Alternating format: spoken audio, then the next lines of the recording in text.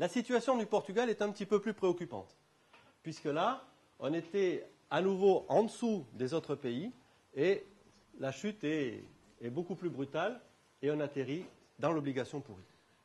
Donc la situation au Portugal est vraiment, vraiment très dégradée. Et puis bon, ensuite on a la Grèce, hein. La Grèce qui était notée, vous voyez, dans la zone du A, un simple A, et puis qui tombe alors dans les profondeurs ici.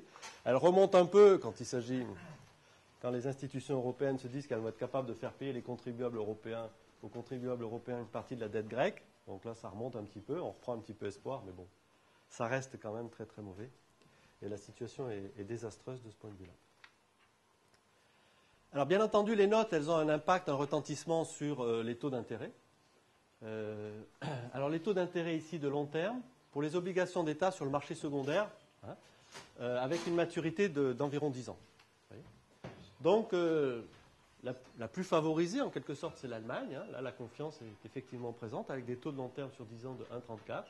La France, c'est pas trop mal. Bon, l'Italie, on approche du 6%, l'Irlande, l'Espagne, on est à 6,5%, le Portugal à 10%, la Grèce à 24%.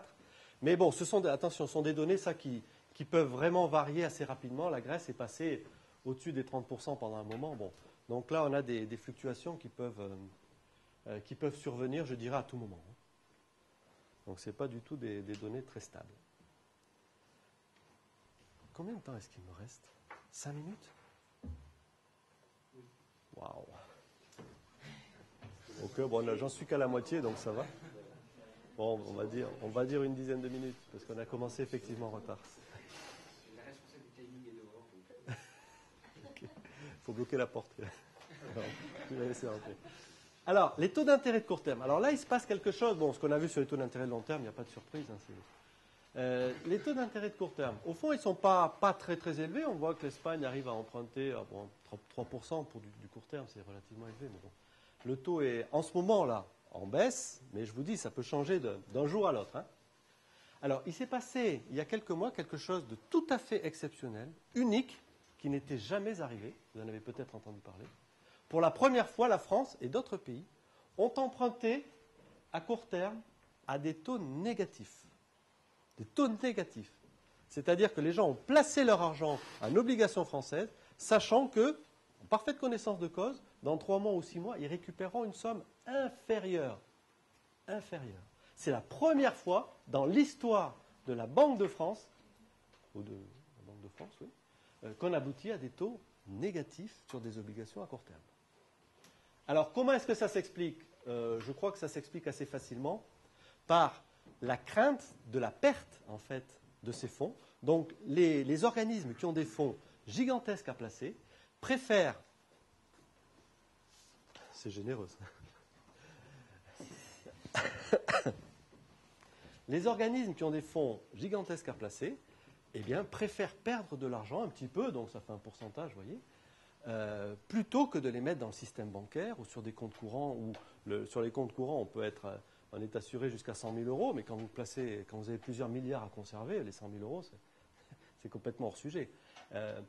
Qu'est-ce que pourraient faire ces organismes? Ils pourraient éventuellement demander à ce que leur argent soit transformé sous forme de billets. Sauf que les billets, alors ça ferait des camions de billets.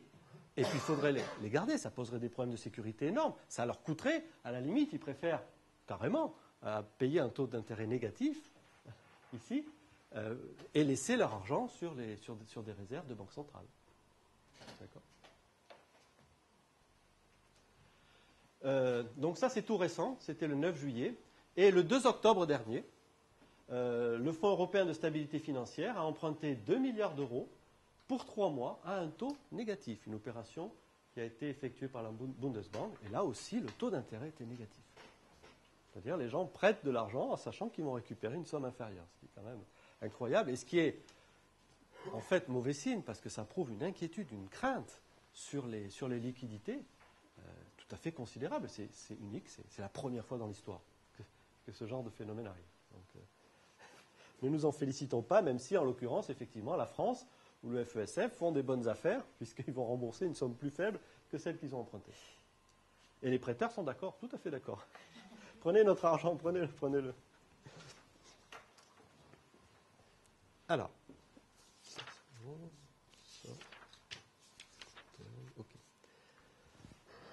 Alors, maintenant, bon, on va voir la situation générale de la zone euro. On va passer à l'explication, à l'appréciation un petit peu plus synthétique. Donc, on part d'une situation dans la zone euro avec un fort endettement public, on l'a vu en 2007, de l'ordre de 66% en moyenne. On a le choc de la crise financière, bien sûr. Les recettes baissent, les dépenses augmentent. Du coup, les déficits explosent et la dette publique passe en 2011 en moyenne sur la zone euro à 87%. Donc, bon, le schéma d'explication, il n'est pas difficile ici à comprendre. Il y a quand même une petite nuance à apporter ici. C'est qu'en fait, effectivement, les recettes baissent et les dépenses augmentent, mais on s'aperçoit que les recettes publiques en pourcentage du PIB sur l'ensemble de la zone euro, données Eurostat, n'ont pas beaucoup baissé. Un petit peu, oui, on passe de 45,3 à 44,8. Donc les recettes ont légèrement baissé, mais ce sont surtout les dépenses des États. Ça, on le voit aussi nettement. Les dépenses publiques qui ont augmenté. Donc ce qui a creusé la dette, ce n'est pas tellement que les recettes ont baissé. On lit parfois, sur un texte, par exemple, écrit par des keynésiens, que la crise a fait baisser les recettes des États. Bon, il faudrait voir État par État, mais en moyenne, la recette, vous voyez, est passée de 45,3, 44,8 en 2009, elle est revenue à 45,3. Non, la recette n'a pas tellement baissé. Ce sont les dépenses qui ont augmenté, ici on le voit, de 10% en moyenne. Une dépense de 10%, une dépense qui s'accroît de 10% avec des recettes en très légère baisse, sur plusieurs années, le déficit, il explose, c'est évident. Et donc voilà la source, en fait, du creusement des déficits, c'est l'augmentation, ici, des dépenses publiques. Et là, c'est tous les PIB mis ensemble ou bien c'est divisé par 17 Ça, c'est la moyenne sur la zone euro. Donc, on prend les 17 pays de la zone euro et on fait la moyenne des recettes publiques. On a les recettes publiques en pourcentage du PIB. Alors, évidemment, on combine, on pondère, et donc on calcule la moyenne. Ah, on pondère? Ah oui, bien sûr, on pondère. Oui. Oui, parce que sinon...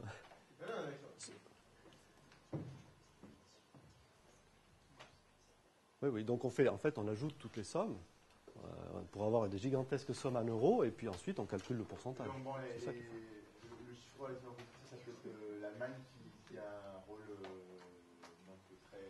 Oui, tout à fait. Il peut y avoir des fluctuations très fortes autour de la moyenne, ça je suis d'accord. Mais globalement, quand on regarde la zone euro, on peut dire on n'a pas une crise des recettes. Globalement, on a une crise des dépenses. Ouais. Ça c'est net. Alors, mais dans d'autres pays, ça peut être l'inversé, ça je suis tout à fait d'accord. Et si c'est un petit pays, ça ne se verra pas du tout. Ça je suis d'accord aussi. Puisque, bon, il sera un petit peu noyé dans la masse.